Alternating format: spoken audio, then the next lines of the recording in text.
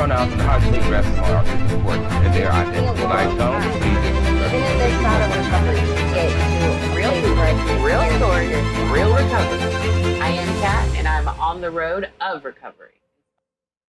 Hi, my name is Melissa Gray.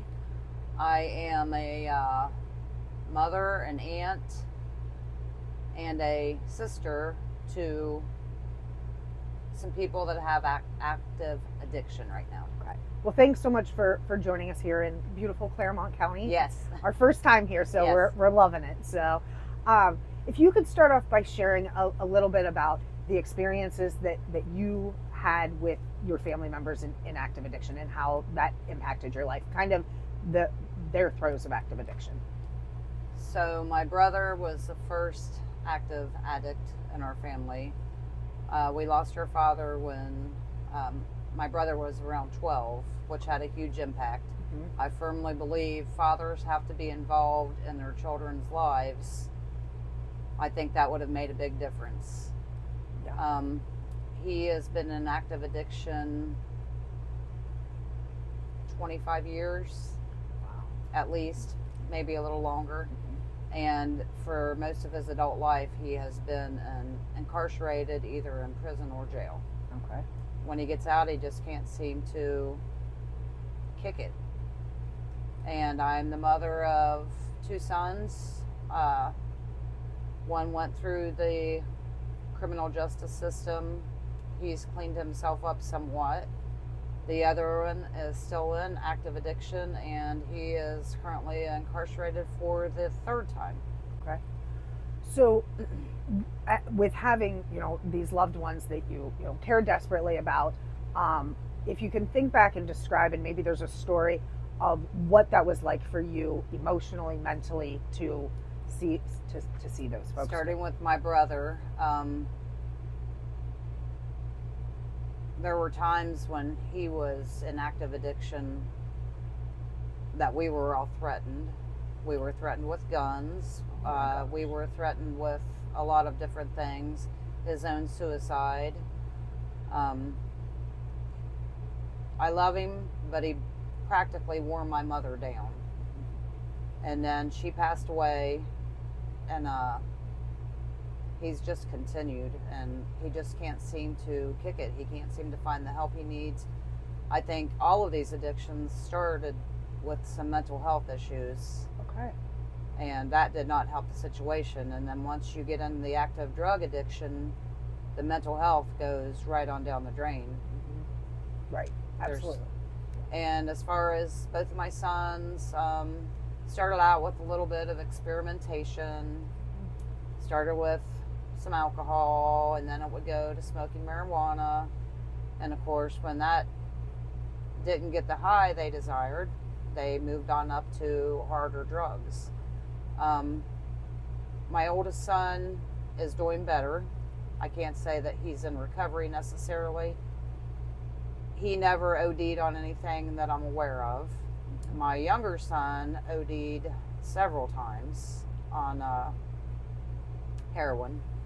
He was Narcan. Luckily, he had true friends that were close or with him, so they were able to step in and intercede, and he's still alive, but he's currently incarcerated because the addiction, when you have no resources, I'm not saying you should have resources to continue your addiction, mm-hmm, but robbery, theft, and he's back in. Like I said, he's back in again. I'm praying that when he gets out, things change. I don't see them changing because there aren't any programs that deal with this when people are incarcerated. Well, and the thing of it is the incarceration piece. It's the only piece that we're fulfilling is the punishment part. There's none Correct. of that rehabilitation. So, at least that's lots of people's experience. So, could you talk at any point through any of their experiences? Were any of them offered, treatment or recovery supports, or instead of jail? Or so I have a nephew that did go through, I believe it was a Star Justice program twice. But I also know when you're an addict, you have to also want it. You have to find it in yourself to want to not do the same thing over and over again. So that program, he was in there twice. That did not work. I have a nephew that is deceased because of, well, he overdosed. The person that he was with had some issues with the courts, and they, in January of 21, decided that they would not wait on the paramedics and the sheriff's department to get there.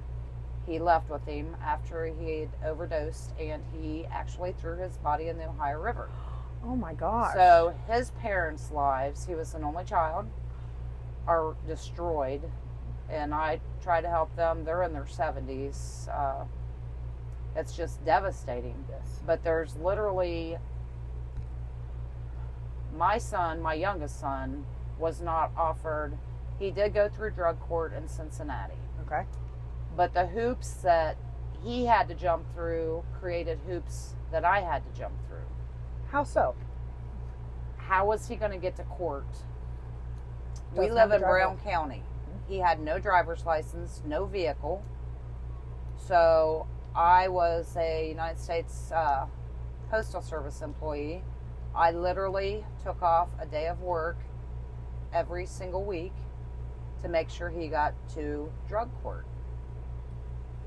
And if you wouldn't have been there, He would have been rearrested. violated. Yep. He ended up violating his probation anyway, because not only the drug court, but then they wanted him to come to, I can't remember what it's called, where they go to meetings every night, or 3 or 4 nights a week in downtown Cincinnati. Again, we live in Brown County. So that affected my life and the rest of my family's life. And I jumped through hoops. Well, you're his As mom. You want to long help. as- Yep. Exactly. And it finally got to the point where one of the last times we were in court, she was going to violate him for whatever reason. I can't remember. And I finally just told her, if you're going to send, he can't do this. I can't do this. I'm going to lose my job. I have other children. So, I mean, there's just no transportation. A lot of them don't have places to live.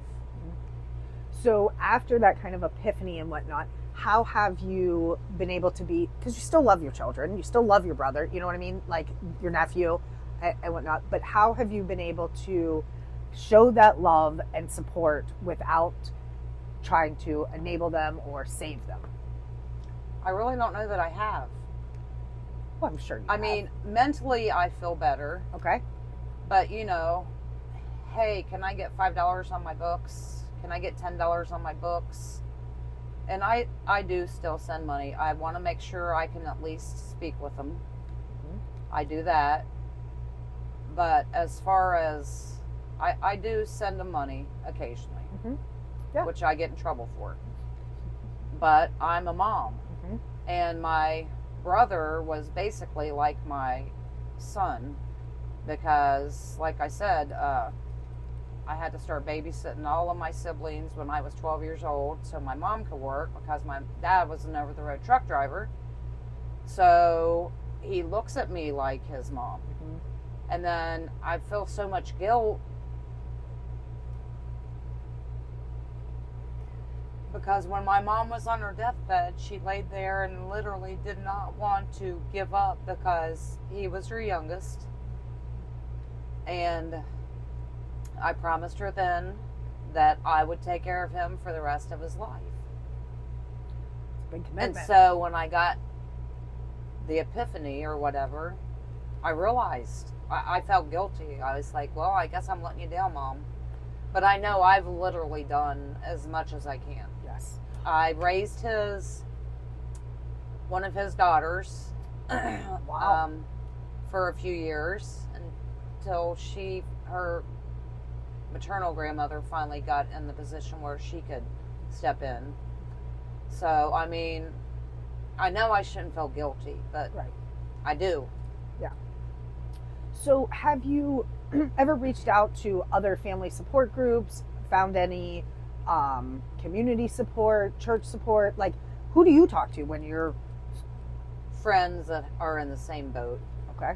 And I do have a friend that has a daughter that was in horrible straits. I'm sure if I said her name, you would know. I'm not going to do that. She lived like she couldn't kick it no matter what. And her mom basically did the same thing that I did. Let me help you. Let me help you. I can save you. I could. And finally, she said, no, I'm done. She lived on the streets of Cincinnati for quite a while. We actually had people looking for her because we were so scared that, What could happen? and she figured out how to do it with the help of a program in Cincinnati. And she's been clean. She now leads a program. And she said, because we spoke with her probably a month ago about my nephew, and she said, listen, he has to get to that point on his own. And unless you're an addict, a user, whatever you want to call it, you cannot comprehend how low you think, oh my gosh, you've been in jail. Isn't that low enough for you? You've been homeless. Isn't that, you've eaten out of garbage cans. You picked up cigarette butts off the ground. Isn't that your low point? But everybody, she told us, everybody has their own individual. She said she sold her body for drugs. She ate out of garbage cans. She slept in parks. And she finally got it. So the rural areas, Ohio, West Virginia, Kentucky, the three most affected states by the opiate epidemic, at least so far. And they've put in resources and whatnot, but not nearly enough. We were starting at, a huge deficit, and we're not even back up to zero, in my opinion. But the rural areas have been so just devastated by the opiate epidemic. So, and you have less people, less resources. So Yeah. what, have you seen anything, over the past decade or so that has been helpful, or like new programs that have come out, or anything that communities, the way police are doing things differently? Because, especially with having so much experience in the criminal justice system, any difference that you've seen change in the past decade? I'll be honest, no. Really? And I live in Brown County, lived in Brown County my whole life. We have so many homeless people. I was running a food pantry for a couple of years, and the majority of people that came in homeless were also addicts. They came in to get food, and I'll be honest with you, some of the people at that program kind of shunned them. We don't really want those kind of people around. What? This is a supposedly Christian program, and taking religion out of it. It's a human being that needs food. Yes. And in Brown County, there really is nothing. Absolutely. Well, and most of those people are, they're feeding their habit as well. Exactly. It's not like you're seeing kingpins or anything like that all around. It's just Exactly. all about the money. And the other problem, and this is something that I know I've struggled with for such a long time, that this opiate epidemic really was started by pharmaceutical companies and physicians. Absolutely. And yes, somebody that didn't start using till 2015 or whatever wasn't maybe part of that original stuff, but it all has. When I was growing up, heroin was not. It was taboo. It wasn't anywhere. It was hard to find. Right. And now it's lost its like taboo part of it. It's as acceptable as lots of other things, it seems like, and it's so much more potent. And with the fentanyl now, the rate of death is just continuing to increase. So with having